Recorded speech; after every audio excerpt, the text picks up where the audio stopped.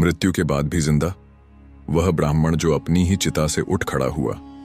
गांव के सबसे विद्वान ब्राह्मण अच्युतानंद का निधन हो गया। पूरे गांव में शोक की लहर दौड़ गई। उनकी देह को गंगा किनारे अंतिम संस्कार के लिए ले जाया गया।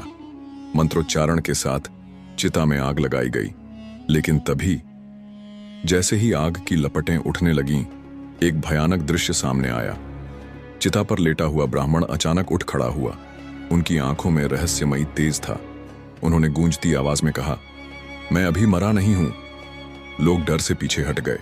कुछ भयभीत होकर भागने लगे तो कुछ अवाक खड़े रहे। गांव के बुजुर्गों को प्राचीन ग्रंथों की बातें याद आईं। कुछ योगी मृत्यु को भी वश में कर सकते हैं। ब्राह्मण ने हाथ उठाया और कहा, यह सब एक भूल थी। मैं गहरी साधना में था, लेकिन लोगों ने इसे मृत्यु समझ लिया। गांव के लोगों को विश्वास नहीं हो रहा था। कोई सोच रहा था कि यह कोई चमत्कार है, तो कोई इसे दैवीय शक्ति मान रहा था।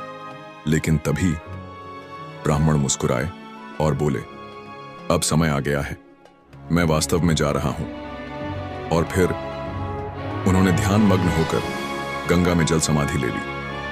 उनका शरीर धीरे धीरे गंगा की गहराइयों में विलीन हो गया और गांव वालों को जीवन भर का एक अनसुलझा रहस्य देकर चला गया। क्या यह योग शक्ति थी या कोई दिव्य सिद्धि? क्या कोई मृत्यु को भी हरा सकता है? आप क्या सोचते हैं?